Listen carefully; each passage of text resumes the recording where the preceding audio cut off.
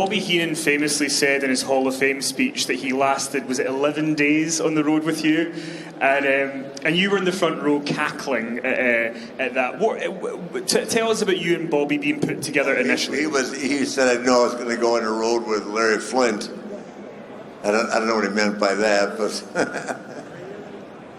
I had so much fun back then, and Bobby was my manager, and he hadn't been on the road managing for a while, and we went on a tour of the West Coast, and red eye back, and after hanging out with me for a week, he said, hell with this. I still wasn't at the point where I could just go to bed at night, relax. I had to, have as much fun as long as I could, as late as I could. So Bobby probably made a good choice.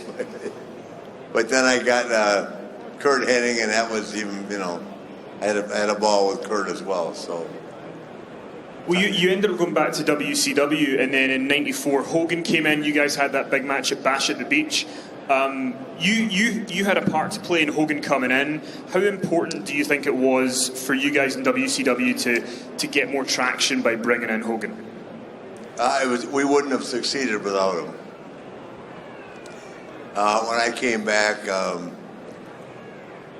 Bill Watts had just gotten fired. Ole was the booker again. And Ole was he was still old school. And after coming from up there, the WWE, I just looked at him and we were lost. And Ole was gone within a week, and then Eric took charge. And when Eric said, "Can you get a hold of Hogan? What do you think?" I said, "I don't know. What is he was doing a show called Thunder in Paradise." So I called him and said, "I don't know, what you're doing, but if you're interested in coming back to the business, I think that Eric Bischoff has got a game plan, and he's got a vision that you're part of if you're interested." So we flew down there, and Eric met with Hulk, and within a month we had Hulk coming, and then Eric said, "Can you call Savage?" And I called Randy, and Randy was done. He just gotten divorced. We got Randy, and then we got Gene Oakland, and we got Bobby, and then along came Kevin and Scott. I mean, the company just grew, but what they brought more than name recognition from the WWE was they brought ideas and a fresh attitude. You couldn't think back. You couldn't go like, well, let's do what we did in '75. It worked back in '92 or '3. We had to think of something new, and then we got Shaq to referee the match, and started adding the whips and jingles and stuff that like Vince was doing with Mike Tyson, Liberace, Cyndi Lauper. We just started doing things that were more contemporary, and it really helped the company move forward. And do you remember what your initial reaction was when Eric Bischoff told you, "We're going to do a live Monday night show, we're going to do Nitro"? What did you think at the time of you guys going head to head with WWF? Oh, I thought it was great. I would have no reason to think it was bad. It just... we had a lot of talent. A lot of the guys from there had come down, and there was no love lost between Ted and Vince. Nothing personal, just business. And both of them, wanting to win. The difference being that, Vince lived and breathed the business, and for Ted it was just a sideline. And he let other people run it. If Ted had actually stepped in and run it, we might still be in business. You know what I mean? But he delegated it to other people, and that was, I think, the problem that eventually shut us down. So, but it was great. It created interest in the business. The ratings were huge for both shows, and new talent got a start. And Steve Austin leaves WCW. 6 months later, he's Stone Cold Steve Austin, and the shit was on, man. They were ready to go. Hunter came, Shawn came back. I mean, they loaded it up. Mick Foley came along. Undertaker stayed. That would have been the deal breaker that would have devastated and maybe hurt the WWF. The worst is if Taker had ever come, but he didn't. He stayed true to Vince and it never came, and it worked out great for him too. And so, but if Mark had come, it would have been a deal. That would have been a tough loss for him after all the success that Mark brought to the company. I mean, I think he's the most famous active wrestler alive today. And he only wrestles when he wants to, but everybody knows when that music plays, the lights go out. It's even for me after all these years, I think, shit, how cool is this? So he's been a major player for everybody. And it's been quite publicly documented about you and Eric Bischoff's issues that you had back in the 90s, but when you look back now, are you able to look back fondly on the Monday Night Wars when you were in WCW, or is that just a period that you don't remember fondly? Well, it's, I'm at a period in my life that Eric and I have set that aside. It's funny, I sat at WrestleMania and had breakfast with Scott Hall, and I said, there's a time in your life when you just got to say, screw it. Anything you ever said or did that, that you wasted time being negative towards an individual or towards a group, it's behind us now, And at the end of the day, you have to understand our business. Our business makes us like that with each other. It's the way the business works. The people that run the business, they don't want us to be friends. They want us to always wonder what's going on. And I wasn't used to that. I never had to deal with the politics of the business until Crockett sold to Turner. The first time I ever had any kind of an issue with business. It would just sign here and go to the ring, wrestle, go out that night, have a party, and start the next day. So it was new for me, and I couldn't get used to being in competition and being uncomfortable with people that I was friends with. 2 hours later, I didn't like it, and I never got used to it. One of my favourite moments from WCW in the Monday Night Wars was that big return that you did in North Carolina with the Four Horsemen. You came out in the suit and you're screaming at Bischoff and everybody's going crazy. Yeah. I mean, that was real. I was mad. But that's an iconic moment from WCW, don't you think? That was, like you say, it felt real, and the fans got so behind it. Well, it was real because Eric had sued me, and I didn't budge, and I sat out for a year. But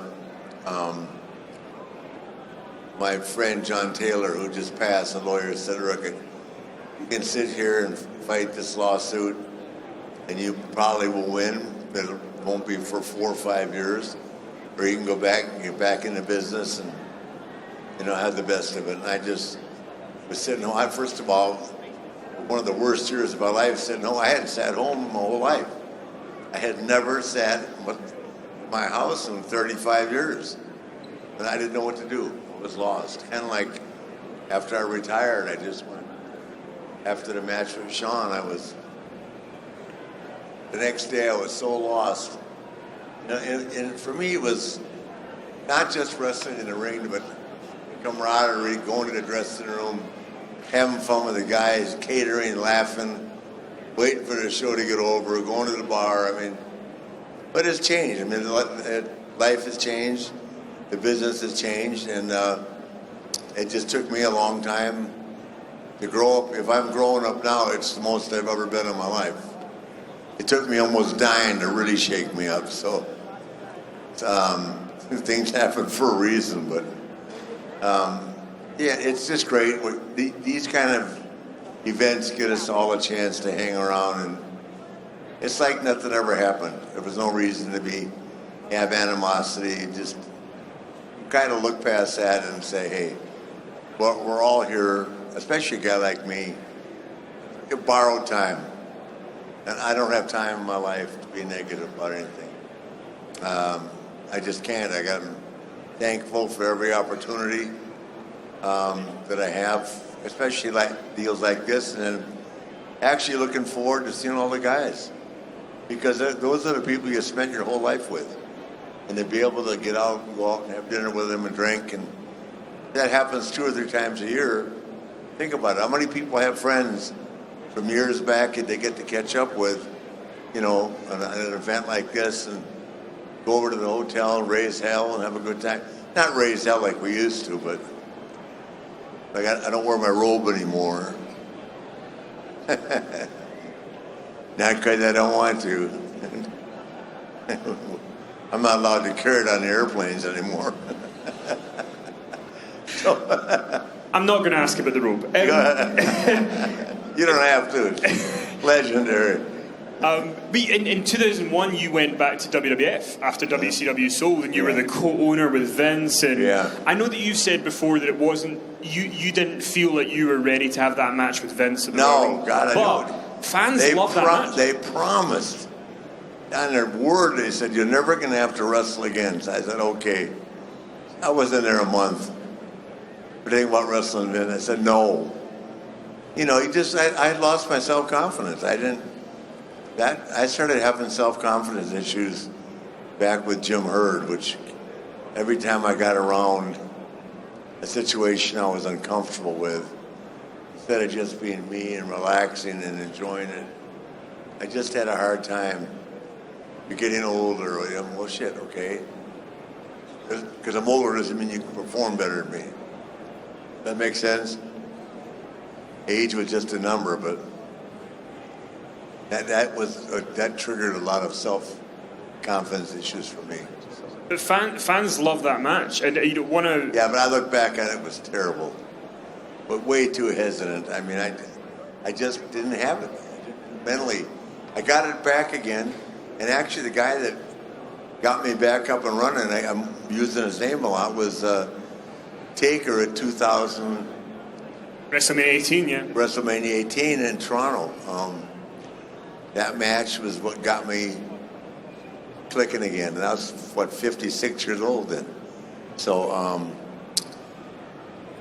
no, that was 2004. I was like 54 years old. So it was a phenomenal deal for me. And getting to wrestle Undertaker, you know, one of the 3 or 4 top matches.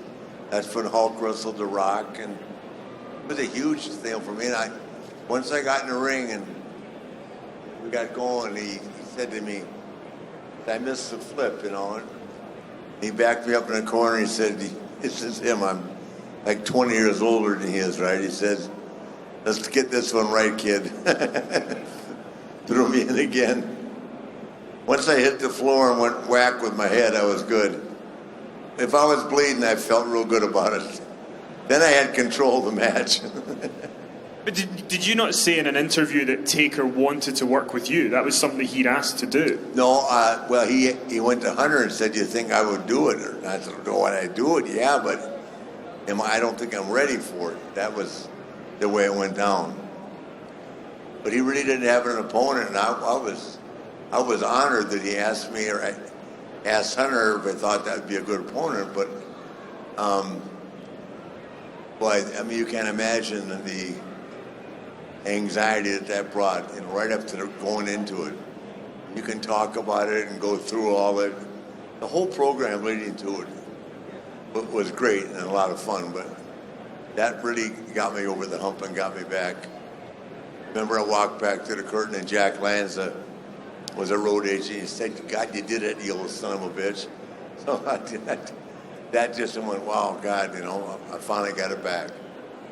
And I guess one of the other things that maybe got your confidence back and helped was the partnership with Triple H that would eventually lead to Evolution. Yeah, the Evolution and all that, yeah.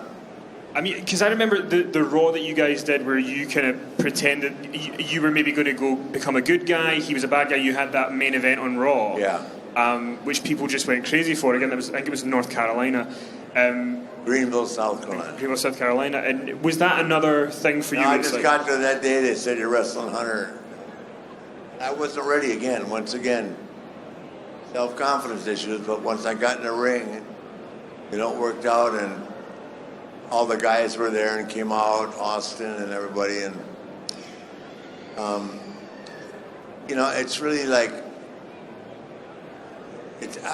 for me at the end of the day, it's not about who made the most money or who. It's about being able to know that the guys around you respect you for your hard work or because you weren't hard to do business with, and I was just always appreciative. And I just needed the opportunity, and sometimes that wasn't there, but 99% of the time it was. And you had that run in the 2000s with Evolution, with Randy, Batista, and Hunter. What are your favourite memories from that time of you guys being together? Well, we had great chemistry, but everybody went their own way at night. Randy did his thing. I could get Dave to come out. I love taking Dave to a bar and getting him to take his shirt off for all the girls. Hunter was courting Stephanie or was getting married, so Hunter was kind of under wraps. I can tell you this, if I drank all night long, my bar bill was no different than his food bill, because the guy can eat 10 New York strips a day. So that was our joke. But I had a great time with the guys. That was another wonderful experience. If you look at my career, just one opportunity after another to have a good time and be, in the top level. And we're going to open up some fan questions in a couple of minutes, but the match with Shawn Michaels at WrestleMania 24, I was there in Orlando that night, and it was just, people were crying. So was I. But it was epic, from you coming out with the robe on and all the pyro and all that kind of stuff to "I'm sorry, I love you." Yeah. Was it as good as you wanted it to be, the story and how it played out? Well, I had no idea it would be that good. Number one. Number two, Shawn carried me. I mean, it was like literally I was in the ring, but Shawn was doing it all. And for the first time in my entire life, he actually looked at me in what we call gorilla, which is where we all stand for a go out. He said, "Just shut up and listen to me. Don't say a word." And no one would ever tell me that in my life, except maybe Harley Race, But and I did, and he did all the work, and I was there. And I'm not ashamed to admit that for a second. He worked for both of us. But it was, the people bought it, and I had no idea, and then I had no idea the reaction would be that big. And after the night before with the Hall of Fame, and then the next night with Raw, I think it's the most special retirement that I've ever seen in sports. And whether you're in Canton, Ohio, or Cooperstown for baseball, or it was amazing. And the thing that I like, that you guys, can you all hear me? In Europe, if you're really good at something, you become admired. You become legendary. United States, when you get older, you're an athlete, you're washed up. He's done, he's gone, no good, right? Forget him, he's not worth them. Over here, you become revered. If you've been really good at something, your reputation, Europeans don't let their heroes be talked about, or they're remembered for the good things they've done. And that's the big difference in the United States. One day the guy's good, the next day he's terrible. And it's, we see that, and I think to myself, what a difference to have the respect and admiration of the European or English culture, as opposed to the American athletes, that they can make one mistake and their career amounts to nothing. And that's not the same. So over here, I feel it's the same way with wrestling. Everybody here's retired, and look at the turnout for the fans that have come to see us. And that's one word. It's called respect. So I appreciate it, and I'm sure I'm speaking on behalf of everybody else.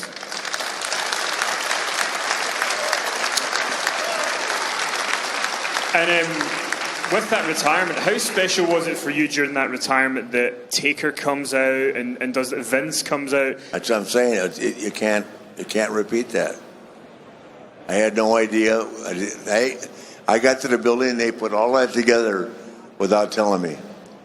I had no idea. They called me at 2 o'clock and said, "You need to come by the building," and they had put all that together in less than 24 hours. So it was just a tremendous experience. I can't put it into words how cool it was.